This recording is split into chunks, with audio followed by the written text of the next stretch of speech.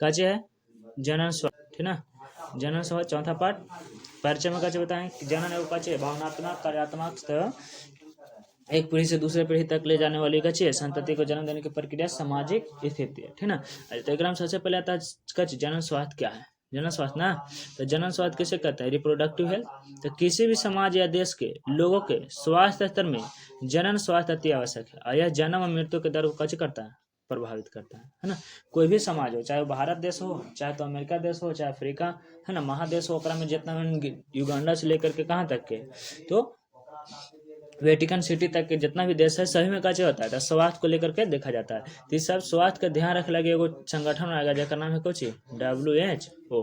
Full form पूरा इसका क्या होता है कि वर्ल्ड हेल्थ ऑर्गेनाइजेशन, हिंदी में विश्व स्वास्थ्य संगठन, है ना। तो फुल फॉर्म में पूछता है इसलिए इसको ध्यान रखना है। एक अनुसार से काचे कहा तो जनन के परिभाषा, जनन स्वास्थ्य के परिभाषा इसके अनुसार दिया है कि जनन स्वास्थ्य जनन संबंधी सभी तथ्यों के साथ एक संपूर्ण कुछ है स्वास्थ्य, ठीक ना।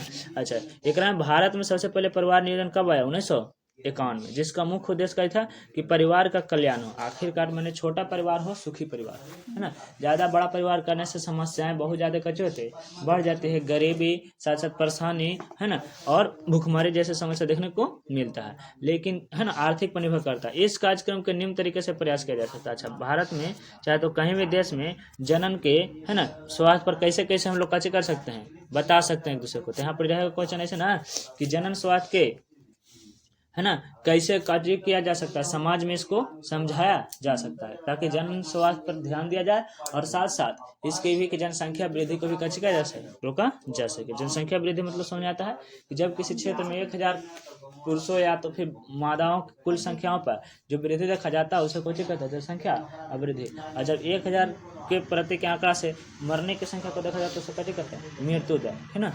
अच्छा, तो यहाँ पर ध्यान देना है तो कैसे हम लोग प्रचार कर सकते हैं कि जनन स्वास्थ्य कच्चे हो सब कोई के पता चल सके। तो सबसे पहले प्रचार है कच्चे से कि जनता के भी जनन संबंधी विभिन्न विषयों पर बात होना चाहिए। कैसे, ऑडियो या तो फिर विजुअल, है ना, रेडियो पर माइक पर बोल करके क्या किया जा सकता है, लोगों को समझाया जा सकता है कि देखिए है ना जनन संबंधी बहुत सारे रोग होते हैं जिसमें से एड्स और फिर कुछ तो फिर गनोरिया सिफिलिस ये सब जो बीमारी से बहुत ज़्यादा कच्चे है खतरनाक है ना, इसलिए सबसे कच्चे करे बच्चे। और जनन संबंधी अखबार से बता सकते हैं, पर्चा से पोस्टर से प्रचार करके नाटक करके भी जनन स्वास्थ्य के प्रति कर सकते हैं, लोगों को जागरूक कर सकते हैं नौटंकी से, है ना। और किशोरावस्था में लड़का लड़की को अपना बारे में बता करके है ना यौन शिक्षा दे करके ताकि कच्चे हो सके, अपना शरीर के प्रति लेकर के कच्चे रहे, स्वस्थ रहे और दूसरों को भी कच्चे कर सके बता सके। विवाहित उम्र निर्धारित कर करके जनसंख्या को भी नियंत्रित किया जा सकता है। यहाँ पर आंकड़ा बदल गया इसलिए बॉय के लिए है ना कितना विवाहित उम्र कर दिया गया है मिनिमम 21 साल, है ना। और महिला के लिए भी कितना कर दिया गया है मिनिमम 21 साल, 18 साल नहीं है। वोट देने का अधिकार 18 साल, लेकिन शादी का उम्र कितना कर दिया गया है 21 साल ग्रेजुएशन, है ना। और इससे संबंधित बताना और गर्भ निरोधक गोली का प्रचार करना, गर्भवती माता का ख्याल कैसे किया जाता है इसके बारे में भी सबको कच्चा होना चाहिए, प्रचार होना चाहिए। परसों का कैसे ख्याल करना से माँ बच्चे का देखभाल कैसे करे इसके बारे में, स्तनपान कैसे हो इसके बारे में, है ना। और टीकाकरण जरूरी है इसके बारे में कच्चा होना चाहिए, जानकारी होना चाहिए। अच्छा, भ्रूण हत्या पर रोक हो इसके लिए भी कच्चा होना चाहिए, प्रचार होना चाहिए और जोर तोर से प्रचार होना चाहिए। और इसके बाद फिर कुछ यौन उत्पीड़न पर, है ना, रेप केसेस पर भी इसको कच्चा होना चाहिए, विस्तार से होना चाहिए। उसको जो गलत किया है उसके साथ भी कच्चा होना चाहिए, तुरंत फैसला होना चाहिए ताकि उसको लोगों का भी कच्चा हो, डर की भावना हो। और लैंगिक संचारित रोग के बारे में भी कच्चा होना चाहिए, चर्चा होना चाहिए इस सब के बारे में, यानी कि शिक्षित करना बहुत जरूरी है। यहाँ पर फुल फॉर्म में और कुछ दिया है कैसे दिया कि विद्यालय में यौन शिक्षा की पढ़ाई पर जोर देना चाहिए ताकि लोग इस पर कच्चे हो सके, समझ सके पहलुओं को। और यौन संचारित रोग के बारे में भी बताना चाहिए कि यौन संबंधित कितना STD रोग होता है ना, गोनोरिया सिफिलिस, इसके का दुष्परिणाम होते हैं, फोटो के साथ दिखाया जाए कि देखो क्या होता है शरीर के हाल, है कि नहीं। और फिर कुछ लोगों को किशोर आयु वर्ग के जितने भी लोग हैं उसको गर्भवती माता की देखभाल कैसे करना है, स्तनपान के बारे में भी कच्चा होना चाहिए, जानकारी होना चाहिए। तथा एक में और कच्चे देना है कि स्वास्थ्य संबंधित पर जैसे कि गर्भपात, है ना, यौन संचारित रोग, गर्भ निरोधक गोलियां, इस संवादा पर भी कच्चा होना चाहिए, इसको ध्यान देना चाहिए। तथा जो लिंग जांच होता है, भ्रूण जांच होता है, उसको पर कच्चे लगना चाहिए, रोक लगना चाहिए ताकि है ना लोग कच्चे कर सके इसके प्रति। क्या कि पूंजी वाला अगर आगे चेक करा ले सकता है, तो गरीब लोग जो है सो तो वंचित रह जाएगा। लेकिन एक में भी चाहेगा फिर तो कच्चा हो जाएगा कि पैसा जबर कर करके फिर यहाँ पर देखने को मिलता है कच्चे कि पुरुष प्रधानता मेल है ना, क्योंकि भ्रूण में जब स्त्री को देखा जाता है तो उसे कच्चे कहते हैं, उसे ऊपर कच्चे कहते हैं भ्रूण हत्या। भ्रूण में जब जीव को हत्या करते हैं तो उसे कच्चे कहते हैं भ्रूण हत्या। एक में पहला टॉपिक आता है कच्चे कि अल्ट्रासोनोग्राफी है ना, चाहे तो इसको कच्चे कहते हैं पूर्ण वेधन या तो इम्यूनोसेंटिस है ना। तो इसको में देखो क्या होता है, भ्रूण की जांच होता है ना। मादा के गर्भाशय में से इंजेक्शन के माध्यम से द्रव निकाल लिया जाता है, कैसे क्या रहता है यूनोटिक द्रव उसे कहते हैं। यूनोटिक द्रव निकाल करके और उसे लैब में टेस्ट किया, उस द्रव से पता किया जा सकता है कि नर है कि मादा है। इस तरह से जो जांच की विधि होती है उसे कैसे कहते हैं अल्ट्रासोनोग्राफी या तो फिर इम्यूनोसेंटेसिस है ना। हालांकि इसको में किसी प्रकार का कोई का दर्द वगैरह नहीं होता है ना, इनोग्राफी में भी दर्द नहीं होता। दूसरा का जबकि लिंग जांच कानूनी अपराध है ना, भ्रूण हत्या भी कच्चे है कानून अपराध है ना। अच्छा, एक बाद आता है कच्चे गर्भ निरोधक दवा। तो गर्भ निरोधक दवा के बारे में कमेटी में पढ़े थे इनफर्टिलिटी है ना। वैसे 10 दवाएं जो गर्भ को कच्चे कर सके समाप्त कर सके, तो फिर 2 दवा कच्चे करते गर्भ निरोधक दवा, जैसे कि सहेली। सहेली भारत में निर्मित दवा है जो कि कहाँ बना है लखनऊ में। तो पूछेगा सहेली का कहाँ से उत्पादन हुआ, तो लखनऊ। एक अलावा भी 2 दवा है, कौन है माला या न माला डी, हालांकि बाजार में कुछ और नाम से हो सकता है ठीक ना। एक बाद आता है फिर कुछ जनसंख्या वृद्धि। जनसंख्या वृद्धि करने का मतलब क्या पृथ्वी पर धीरे धीरे लोगों की संख्या कैसे हो रही है बढ़ रही है ना। तो इस प्रकार के क्रम को कैसे कहते हैं जनसंख्या वृद्धि। जैसे कि हम लोग 1947 में 35 करोड़ थे और 2021 में 140 करोड़ हो गए है ना। चीन 142 करोड़ है, यानी कि हमने से थोड़ा सा कच्चे है आगे ठीक ना। इसलिए हम लोग को चाहिए कि जनसंख्या वृद्धि पर कैसे दे ध्यान दे ठीक ना, ताकि जनसंख्या को कैसे किया जा सके नियंत्रण दे सकते हैं। कैसे कैसे कर सकते हैं, तो पहला तो कि लोगों को जागरूक होना चाहिए है ना, कि बच्चे के जन्म के क्रम में जल्दी में ना रहे है ना।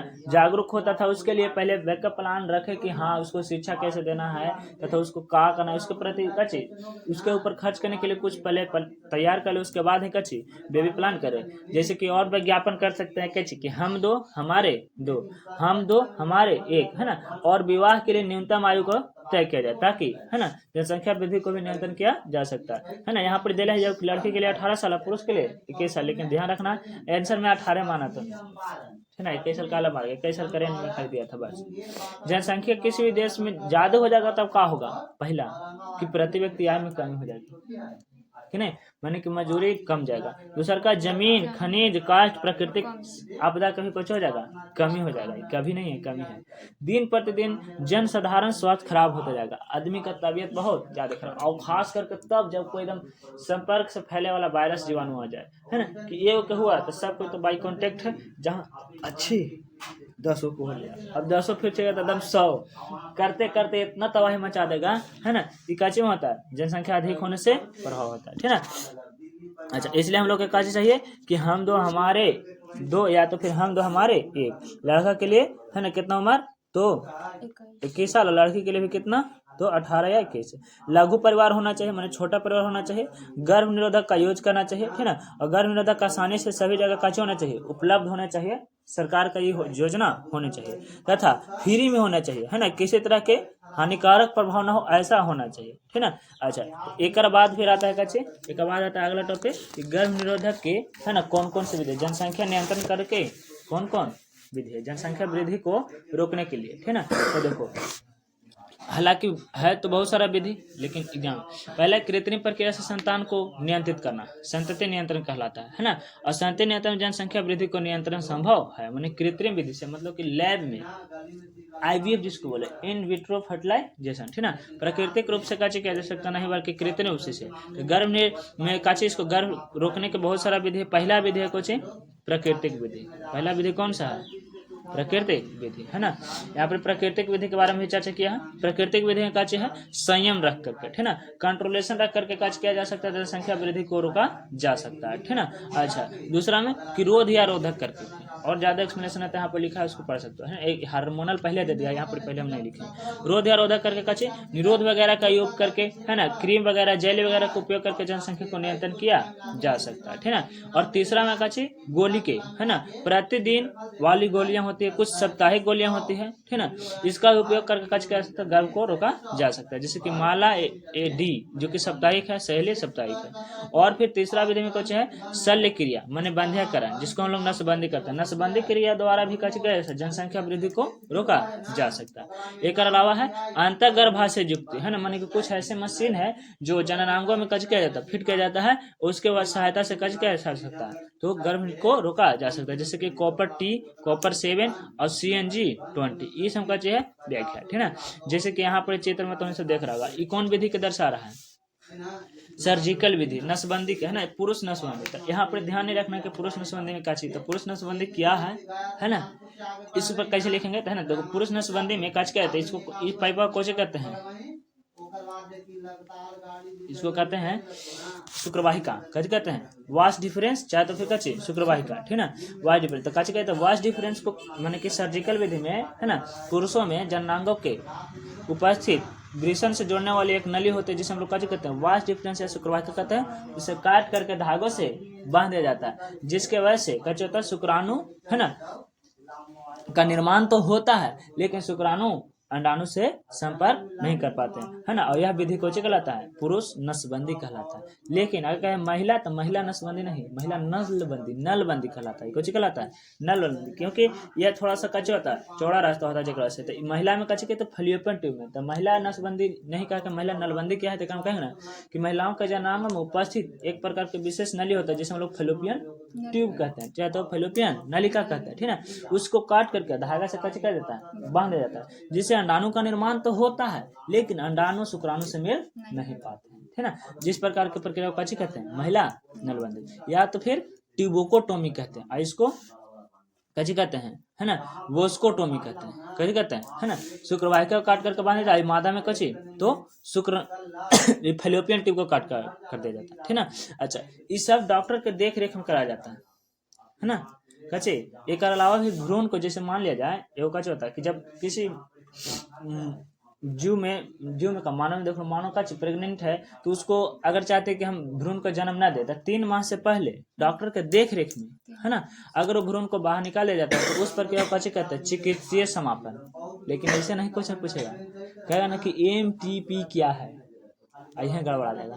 AMTP माने कुछ मेडिकल टर्मिनेशन ऑफ प्रेगनेंसी, माने चिकित्सीय गर्भ समापन, ठीक ना। तो कहें कची AMTP क्या है, तो AMTP अर्थात कची मेडिकल टर्मिनेशन ऑफ प्रेगनेंसी, है ना, अर्थात डॉक्टर के देख रेख में, है ना, भ्रूण को कची कर देना है, गर्भाशय से बाहर निकालने की प्रक्रिया को कची करते हैं, तो AMTP या तो फिर चिकित्सीय गर्भ समापन करते हैं, ठीक ना। ये कच होता है, इच्छा अपने करता है, इसके लिए कानूनी कोई तरह के केस वगैरह करवाई ही नहीं होगा, है कानून इसके लिए कह देता, मान देता, बशर्ते वो 3-4 महीना से कच होना चाहिए, पहले का होना चाहिए, नहीं तो 3-4-5 महीने के बाद अगर उस भ्रूण को कच किया जा सकता है MTP, या तो फिर कच उसको कहते हैं चिकित्सीय गर्भ समापन, तो उसमें मादा के शरीर पर कच पड़ेगा, प्रभाव पड़ेगा, तथा भ्रूण तो मरेगा ही मरेगा। और ये कानूनी कार्रवाई भी किया जा सकता है, क्योंकि वह एक प्रकार के अब जीव बन के तैयार हो गया, और अब कच कर रहे हैं, जीव के हत्या यानी कि भ्रूण के हत्या, पर भ्रूण का हत्या का कच लेगा, आपको कोई अधिकार नहीं कि हम कोई भी जीव को कच्ची करें, ठीक ना, भले आप उसके पिता हैं या तो फिर कच्चे हैं माता है, इस तरह, ठीक। तो यहीं पे लिखा है सगर्भता या चिकित्सीय समापन, MTP medical termination of pregnancy, गर्भावस्था पूरे होने से पहले ही दंपति की इच्छा से गर्भ को समाप्त करने की क्रिया को कहते हैं, तो सगर्भता या चिकित्सीय समापन, या तो इसको देहात में हम लोग गर्भपात भी कहते हैं, है ना, जिसे हम लोग इंग्लिश में शॉर्टकट में कैसे कहते हैं, MTP। यही पूछा कि MTP क्या है, ठीक है ना। एक बाद इम्यूनियोसेंटेसिस तो बताएं, है ना, इम्यूनियोसेंटेसिस में क्या होता है, तो गर्भ में पल रहे भ्रूण को जांच करने के लिए क्या कहते हैं, इंजेक्शन के माध्यम से उसमें से द्रव निकाला जाता है, जिसे इम्यूनिटिक द्रव कहता है, उसे लैब में टेस्ट किया जाता है, उससे पता कर लिया जाता है गर्भ में पल रहा शिशु नर है कि मादा है ना। अच्छा, आगे फिर यह कानूनन अपराध है ना, है कि नहीं, कौन गर्भपात कराना, है ना। 1971 में नियम बना था भारत में, कब बना था, AMTP 3 माह तक कराना सुरक्षित हो सकता है, क्या बना था, है ना, इसको मादा के शरीर पर कोई खास प्रभाव, इसके बाद 4थे या 6ठे माह पर माता के लिए क्या हो सकता है, खतरनाक हो सकता है, क्योंकि इसमें गर्भपात में गर्भ के सिस्टम जैसे किसके पास रहता है, कोई भी जीव में मादा के पास रहता है, जिसकी वजह से पुरुष का कोई लेना देना नहीं रहता। आगे आता है आपको MTP जाने, यौन संचारित रोग, या तो फिर लैंगिक संचारित रोग, जिसको कहते हैं STD, STD क्या है ऐसे पूछेगा, लेकिन एक शॉर्टकट देखो, फुल फॉर्म में सेक्सुअली ट्रांसमिटेड डाइजीज, यानी कि यौन संचारित रोग या तो फिर लैंगिक संचारित, है ना। ऐसे नहीं पूछेगा कैसे, ऐसे तो पता चल ही जाएगा सब कोई के कि यौन संचारित रोग, अच्छा यौन संबंध से होने वाले रोग को यौन संचारित रोग कहते हैं। नहीं नहीं नहीं, कहेगा STD क्या है, तो STD को फोन नंबर होता था, उसको मैं नंबर डाल करके फोन करते थे, गलत मिल गया। कहते बनाए तो सब थे सर जी, बनाए तो सब, हलो भाई वाह, कहाँ नहीं कैसे काट ले को नंबर पता नहीं चली था, है ना। तो वहाँ सही उत्तर। तो लैंगिक संचारित रोग यानी STD किसे कहते हैं, तो वह एक संक्रामक रोग है, यह कुछ है जो संक्रमित व्यक्ति से स्वस्थ मनुष्य में लैंगिक क्रिया द्वारा कैसे होता है, फैलता है, और इसका मुख्य कारण है कुछ तो यौन संबंध, है ना। जैसे कि एड्स एक प्रमुख और लैंगिक संचालित रोग है जो कि सबसे ज्यादा कुछ है खतरनाक, है ना। देखो जो रोग मैथुन के द्वारा संचालित होता है उसे यौन संचालित रोग कहता है, जैसे में गोनोरिया, है ना। अभी देख लेना कि कैसे आदमी के शरीर हो जाता है इस रोग होला से, सिफिलिस, हर्पिस, क्लेमेडियस और फिर लैंगिक मत्स्य, है ना। ये सब का खतरनाक वायरस HIV से होता है ना। देखो फुल फॉर्म क्या होता है, ह्यूमन इम्यूनो डिफिशियंसी वायरस, कौन चीज होता है, तो HIV से, है ना। HIV एगो है जो वायरस है एक प्रकार के, जो कि कचे लैंगिक संचालित रोग। जानता है कहाँ पलता है, पहला क्योंकि पुरुष के शुक्राणु पलेगा, दूसरा कि मादा के अंडा, और तीसरा कि रक्त के अस्थि मज्जा में। और ये इतना विशाल होता है, इतना विशाल होता है ना, कि अगर इसके जीवाणु माने कि रसवज है ना HIV को, है ना, बरियार प्रखनली में रख के थे, और जो ईटा पके वाला भट्टी होता है ना उसको में डाल दोगे तैयो नहीं मरेगा, समझ लो। जैसे कि हम लोग सोचें कि बुखार खाने वाला दवा से बुखार का तापमान को तो कम कर देता है, यानी कि इसको भी तापमान जितना रहेगा अपने वायरस को मार देगा, कोनो असर नहीं, अभी तक इसका कोई इलाज नहीं। एड्स को जो भी लाइलाज है, इसका भी कोई इलाज नहीं। इसलिए हमेशा क्या जाना चाहिए, लोगों से सच्चे और लोगों को जानकारी देना चाहिए, ठीक ना। एक में कुछ ईस्ट से होता है ना, ईस्ट जनित रोग कैसे होता है, तो इसको में कैनिडिना एल्वेलिस होता है, जो कि इसमें क्या होता है, पुरुष के जननांगों के शिखर भाग पर क्या होता है, खुजली होने लगता है, वो कैसे होता है, ईस्ट है ना।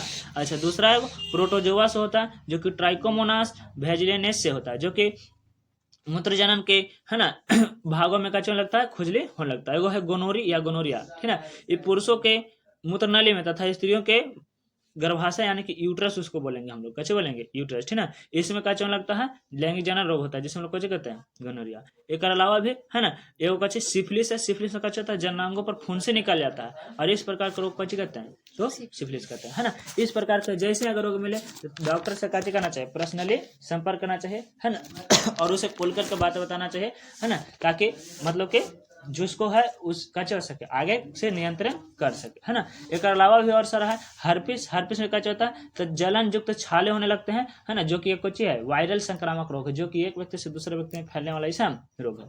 इसको में जननांगों पर क्या लगते हैं, मस्सा निकलने लगते हैं, है ना। और एगो सबसे भयानक कुछ है एड्स, ठीक ना। एड्स जो कि कैसे होता है, HIV से, ये कहाँ रहता है, तो ये डायरेक्ट जाता है, क्या करता है, हमने के इम्यूनो सिस्टम होता है, जिसको हम लोग RBC कहते हैं, जो हमने के रोग से लड़े के क्षमता बनाता है, एंटीबॉडी मौजूद होता है, एंटीबॉडी के मानता है।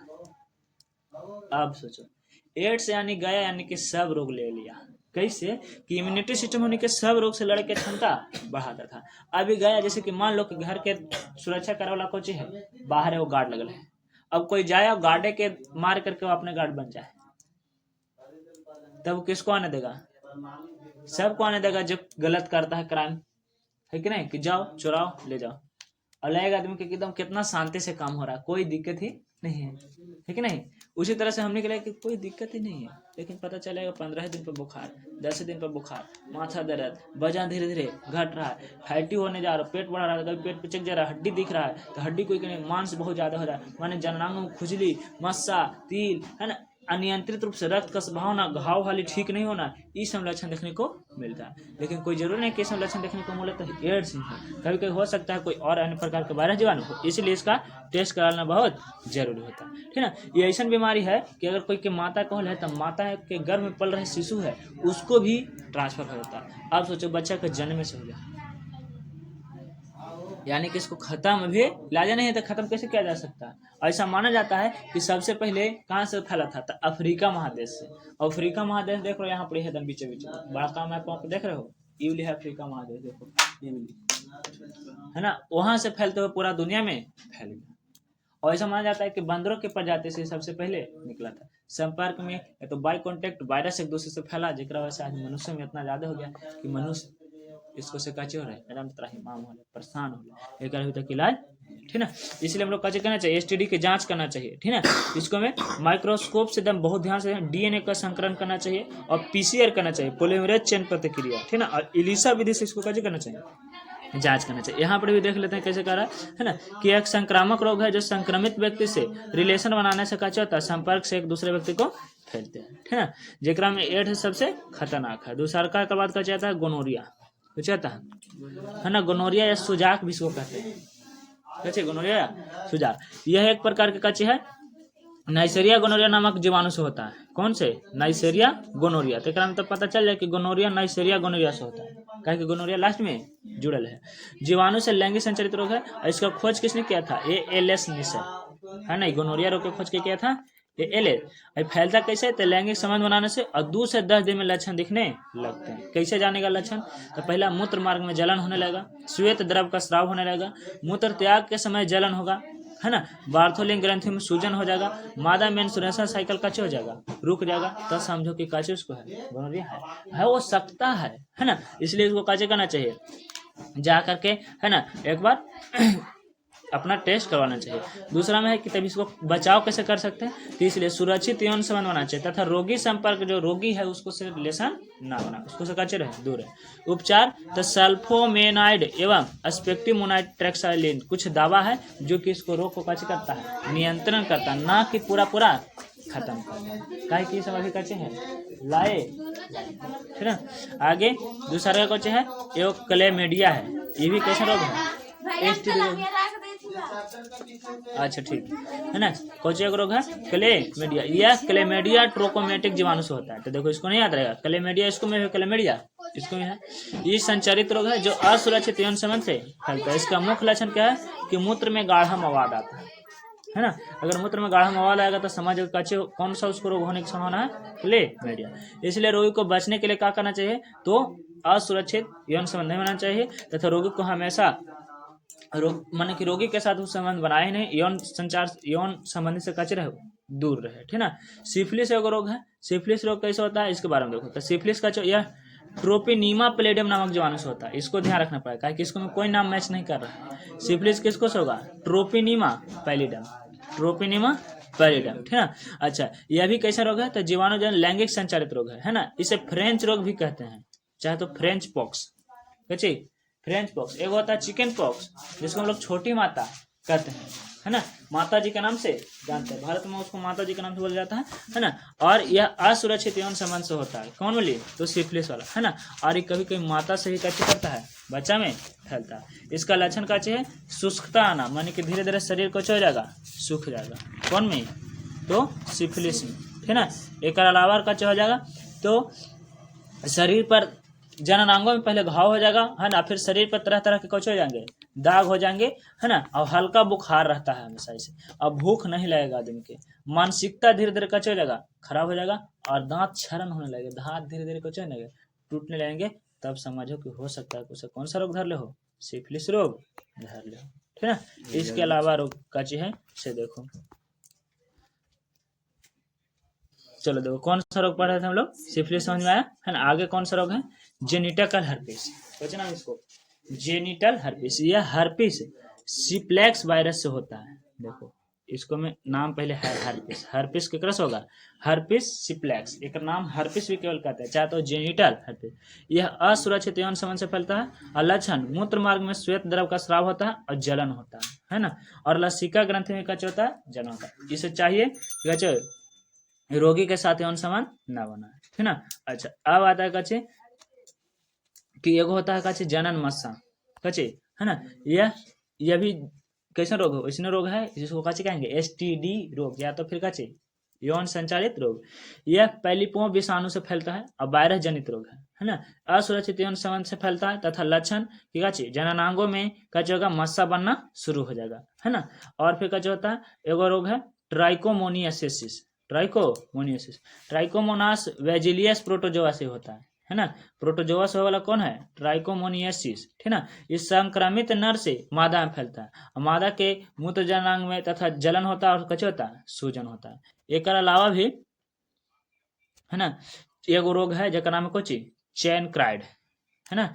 चैन क्राइड का क्या होता है, हीमोफिलस ड्यूक्री रोगाणु से होता है, जो कि HIV और एड्स संक्रमित व्यक्ति से क्या होता है, संबंध बनाने से एक दूसरे व्यक्ति से फैलते हैं, तथा संक्रमित सुई के उपयोग करने से, जैसे कि मान लिया जाए, है ना, कोई व्यक्ति को इंजेक्शन लगा, वही इंजेक्शन से दूसरा कोई के इंजेक्शन लगेगा, तो उसको पास जो बैक्टीरिया वायरस था किसके पास चल गया, दूसरे के पास, इससे भी होता है। और फिर कच्ची उसके संक्रमित रोग के खून जो है, खून में अगर चढ़ा जाएगा तो उससे भी कच्चे हो जाएगा, तो बीमारी हो सकता है ना। इसका इलाज अभी तक नहीं है, बचाव किया जा सकता है ना। लक्षण के जननांगों में खुजली होगा, दर्द होगा, ठीक ना। इस तरह से कच्चे अगर जैसे मिले तो उसको कैसे करना चाहिए, आदमी को डॉक्टर से संपर्क करना चाहिए। आगे वाला चीज में आता है कच्ची बाध्यता, कच्चे आता है बाध्यता, है ना। यहाँ पे से कच्चे आता है बाध्यता, बाध्यता मैंने कच्ची इनफर्टिलिटी, इसको बांझपन भी कहते हैं हम लोग, कच्ची कहते हैं बांझ, ठीक ना। जनन संबंधी तो नियंत्रण तो कर सकते हैं, लेकिन कुछ लोग ऐसे भी हैं जो कि, है ना, अपने संतति को कायम करने में सक्षम नहीं है, ठीक ना। तो इसको हम लोग काचे कहेंगे कि जब कोई दंपति, है ना, काचे हो तो संतति को जन्म देने में, चाहे तो गर्भ प्राप्त करने में असक्षम हो, तो ऐसे दंपति को कहते हैं बांझ दंपति, या तो हम लोग कहते हैं उसको कुछ देहात में शहर में कहा जाता है बांझ और बांझी, ठीक ना। मतलब कि जो जोड़ी का, जिन दंपति का संतान को उत्पत्ति नहीं हो रहा है तो उसे कच्ची कहा जाता है बांझ उत्पत्ति, है ना। इसमें ज्यादातर दोष किसको दिया जाता है, स्त्री को ही दिया जाता है। हमारे समाज में ज्यादातर दोष किसको दिया जाता है ना। उनके मार ननद का तथुन अलगे, सास का तथुन अलगे, गोतनी का तथुन अलगे, है ना। कहानी कैसन घर से है, देखो तो एकदम माने कि खूब पोछते, जबकि हो सकता है कि पुरुष में भी कमी हो, है ना। इस पर लोगों को काज करना चाहिए, विचार करना चाहिए। लेकिन है ना, आज बहुत सारा ऐसा टेक्निक हो गया है जेकरा वजह से इन लोग जो है माता पिता बन सकता है, ठीक ना। जेकरा में 5 कारण यहाँ पे बताया गया है, ठीक। पहला कारण का कि अगर माता पिता बनने में असक्षम है तो टेस्ट ट्यूब बेबी का सहारा ले सकते हैं। अब टेस्ट ट्यूब बेबी क्या है ना, इसको बारे में हम लोग जानेंगे, है ना। इसको में होता कुछ है कि प्रयोगशाला में नर और मादा दोनों अपने स्पर्म ओवम को कच्चे करेंगे, डोनेट करेंगे, जिसके वजह से वहाँ प्रयोगशाला में उपस्थित जो साइंटिस्ट हैं या तो फिर जो प्रयोग करता है, दोनों का स्पर्म ओवम कच्चे करेंगे, पात्र में माने कि टेस्ट ट्यूब में फर्टिलाइज करा देंगे, निषेचन करा देंगे, दोनों को काज कर देंगे संयुग्मन। अब जैसे 2 कोष का 4 कोष का 4 कोष 8 कोष का ब्लास्टोयर तक पहुंचेगा, उसे मशीन के द्वारा मादा के यूट्रस में यानी गर्भाशय में कच कर देगा, निरूपित कर जाएगा। काहे कि बाहर अभी तक के शिशु को पालने की व्यवस्था वैसा नहीं बनाएगा, है ना। वो व्यवस्था कहाँ है, केवल माता के गर्भ के पास है। कोई भी जीव है उसके मादा के ही है, ठीक ना। अभी तक के वैसा सिस्टम नहीं है। सब जीव में कहाँ से देता है, अपने जीव, जो छोटे जीव को जन्म कौन देता है, मादा ही देता है ना।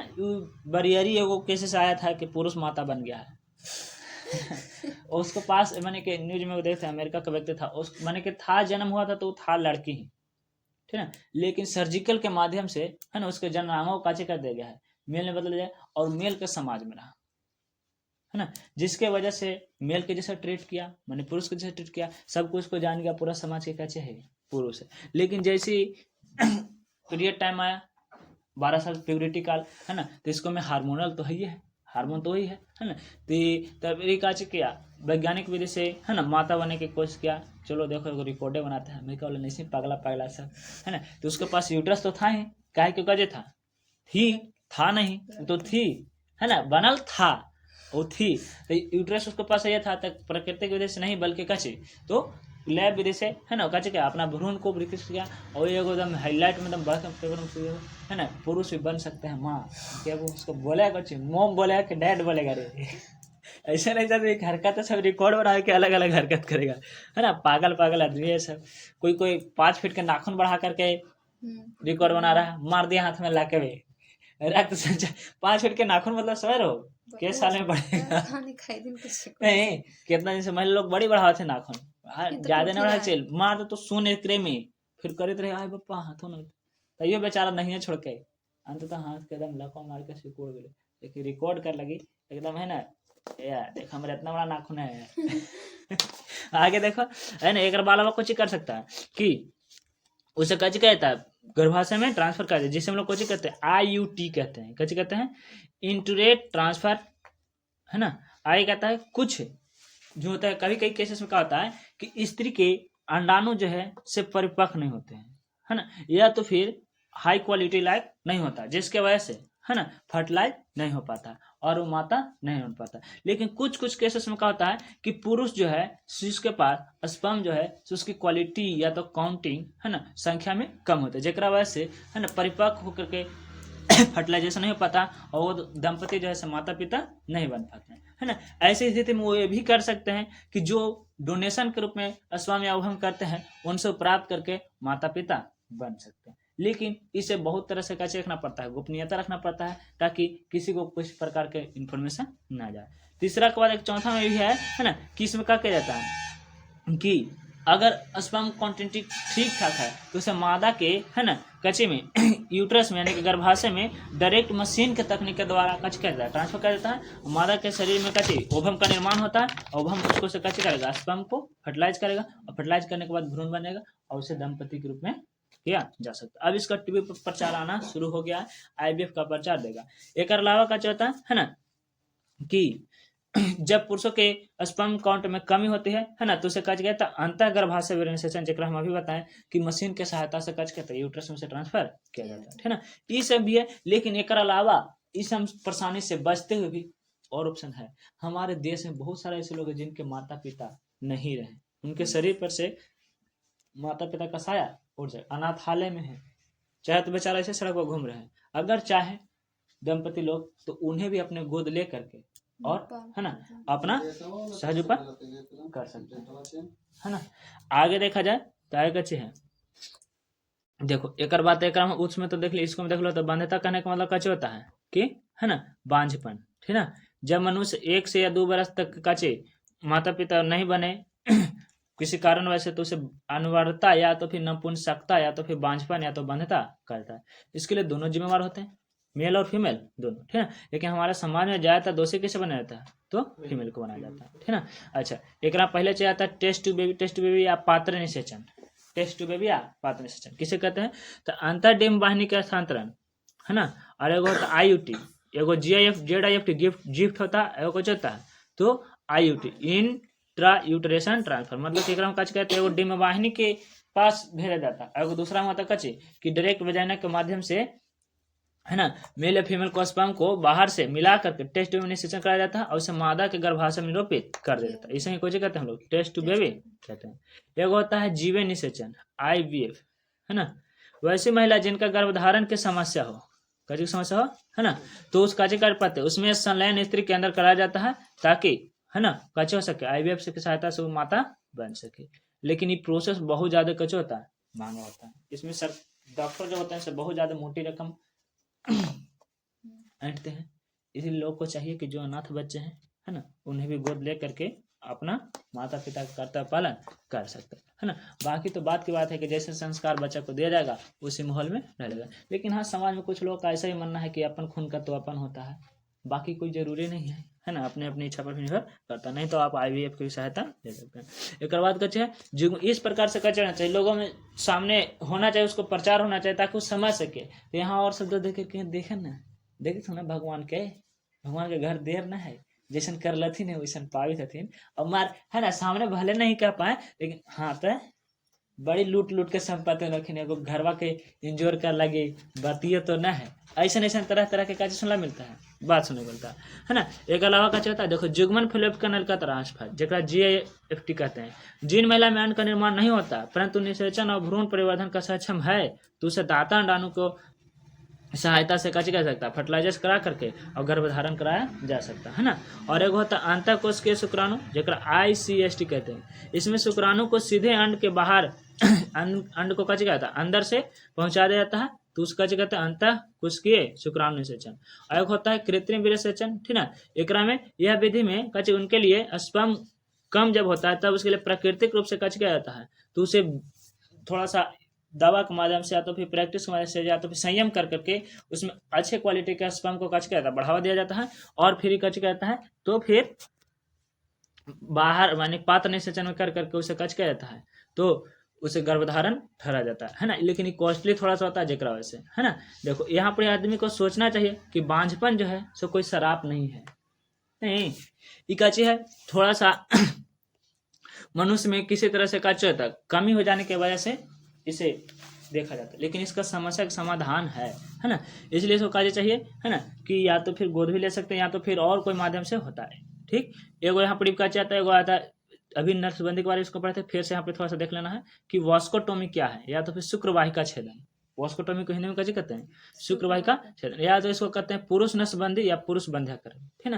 तो देखो इसको में होता क्या है कि नर में वृषण से निकलने वाली शुक्रवाहिका को छोटा काट दिया जाता है और उसे कच्ची जाता है बलित करके बांध दिया जाता है, मोड़ करके बांध दिया जाता है, जैसे कि चित्र में दिखाया गया है ना। ये कच्ची का बांधल है तो वास डिफरेंस या फिर शुक्रवाहिका को, ठीक ना, जिसमें अंडान तक नहीं पहुंच पाता है, और इसे विधि को कोची कहते हैं? वास्कोटोमी, या तो फिर शुक्रवाहिका छेदन, या तो फिर पुरुष नसबंदी, या तो पुरुष बंध्या करा।